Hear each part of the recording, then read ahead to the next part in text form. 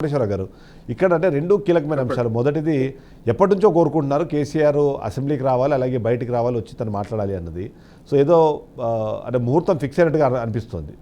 April 27వ తారీఖున party ఆవిర్భావ దినోత్సవం ప్రోగ్రాంతో పాటు బయటికి రావాలి అని ఏదో ప్రయత్నం చేస్తున్నట్టుగా అర్థమవుతుంది. సో ఎలా చూడాలంటారు? నిజంగానే కేసీఆర్ బయటకు వస్తే ఇప్పుడు ఎదుగుతున్న పాలన కానివ్వండి, లేకపోతే కాంగ్రెస్ పార్టీకి ఉన్న ఏదైతే ఆ ఎడ్జ్ ఉందో అదేమైనా మారే అవకాశం ఉందంటారా?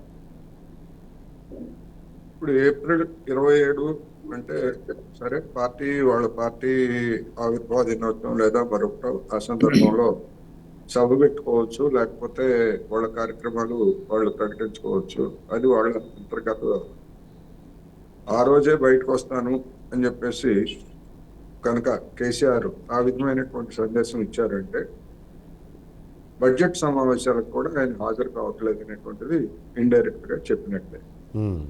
అందువల్ల బడ్జెట్ సమావేశాలు ఇప్పుడు మొత్తం కేసీఆర్ అసెంబ్లీకి హాజరు కావాలి, లేదా తమకు వచ్చినటువంటి ఓట్లు వేసినటువంటి లేదా తమకున్నటువంటి ప్రతిపక్ష హోదాను ఉపయోగించుకొని ప్రజల తరఫున మాట్లాడాలి అనేటువంటిది అందరూ చెప్తున్నటువంటి అంశము. ప్రజలు కూడా ఆ విధమైనటువంటి కోరుతున్నారు.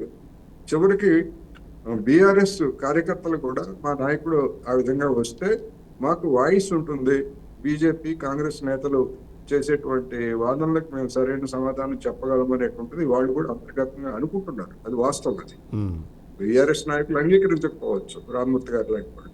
అందువల్ల అంటే ఈ బడ్జెట్ సమావేశాలకు కూడా కేసీఆర్ డుమ్మా కొట్టడానికి నిర్ణయించుకున్నారు. దాని ద్వారా జరగబోయేది ఏంటి? 27వ తారీఖు వచ్చి ఆయన ఏం చెప్తారు, ఏం చేస్తారు అనేటువంటిది భవిష్యత్తే. ఏం చెప్తారు? ఇప్పుడు మనం చూసాం, మనం 19వ తారీఖు ఫిబ్రవరి 19వ తారీఖున ఏదో వస్తారు, బయటకు వస్తారు, లేస్తారు అని చెప్పేసి పెద్ద హైప్ చేశారు. అదేమి అట్లాంటిది ఏమీ జరగలేదు. అందుకని మరి అటువంటిదే మళ్ళా ఏప్రిల్ 27 కూడా పునరావృతం అవుతుందా అనేటువంటిది ప్రశ్న. అందువలన ఇప్పటి వరకు జరుగుతున్న కథే మళ్ళా కంటిన్యూ చేయడానికి చూస్తున్నారు. అసెంబ్లీ సమావేశాల్లో నిలదీయండి అని ప్రత్యేకంగా చెప్పేదేముంది? నిలదీయడానికే కదా ప్రతిపక్షం అనేది ఉన్నది. అందువల్ల దీనికి పెద్ద రాజకీయ ప్రాధాన్యత ఉన్నదని లేదా నేను అనుకోవట్లేదు. ఆయన అసెంబ్లీకి రావడమే ఇవాళ ఉన్నటువంటి రాజకీయ ప్రాధాన్యత. తర్వాత ఏం మాట్లాడతారు ఏమిటి అనేటువంటిది అది వేరే అంశం. రెండు తెలుగు రాష్ట్రాల్లో కూడా జరుగుతున్నది అదే. ప్రతిపక్షానికి చెందినటువంటి అక్కడేమో ఏకైక ప్రతిపక్ష పార్టీ, ఇక్కడ 3 పార్టీల్లో ప్రధానమైనటువంటి గుర్తింపు పొందినటువంటి ప్రతిపక్ష నేత అసెంబ్లీకి రావట్లేదు. ఇది నిజంగా 2 తెలుగు రాష్ట్రాలు తలవంచుకోవాల్సినటువంటి పరిస్థితి అనేది నా అభిప్రాయం. అయితే ఇక్కడ అంటే మరొక కీలకమైన అంశం ఏంటంటే, ఇప్పుడు ఈ ఎమ్మెల్సీ ఎన్నికల సందర్భంలో ఎవరైతే పార్టీ మారిన వాళ్ళు కానివ్వండి, లేకపోతే పార్టీలు అంటే ఏదైతే అసంతృప్తితో ఉన్నారో వాళ్ళందరినీ బయటికి తీసే ప్రయత్నం కూడా చేయబోతున్నారన్న ఒక అనుమానం అయితే. ఎందుకంటే ఒకరైతే ఖచ్చితంగా కంఫర్టబుల్గా గెలవచ్చు, రెండో అభ్యర్థి కూడా నిలబెట్టాలనే ఆలోచనలో ఉన్నారు, తద్వారా వాళ్ళని కౌంటర్ చేయొచ్చు అనే ఒక ప్రయత్నం చేస్తున్నారు అనేది మరొక విశ్లేషణ వినిపిస్తుంది. సో దాన్ని ఇలా చూడాలంటారు? చేసుకోవచ్చు. ఎందుకంటే ఇప్పుడు బీఆర్ఎస్ పార్టీని చీల్చి లేదా బీఆర్ఎస్ ఎమ్మెల్యేలని తమ వైపు ఆకర్షించాలని చెప్పేసి కాంగ్రెస్ ప్రయత్నిస్తా ఉంది. వీలు కాక బీజేపీ ఆ మాట చెప్పడం లేదు, లేదా మజ్లిస్ కి కూడా సాధ్యం కాదు కనుక ఆ మాట చెప్పడం లేదు.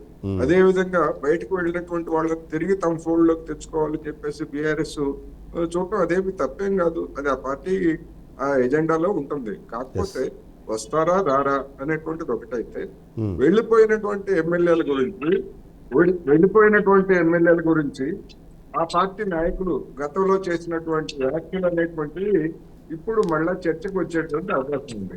అందువల్ల దాన్ని ఏం చేస్తారు ఏమిటి అనేటువంటిది, ఏ విధంగా సమర్థించుకుంటారు వాళ్ళ మాటల్ని, వెళ్ళిపోయినటువంటి వాళ్ళని తక్కువ చేసి మాట్లాడినటువంటి కూడా మనం చూసాం. అందువల్ల డెఫినెట్ గా చర్చ అయితే జరుగుతుంది. ఏం జరుగుతుంది ఏంటనేటువంటిది మనం తర్వాత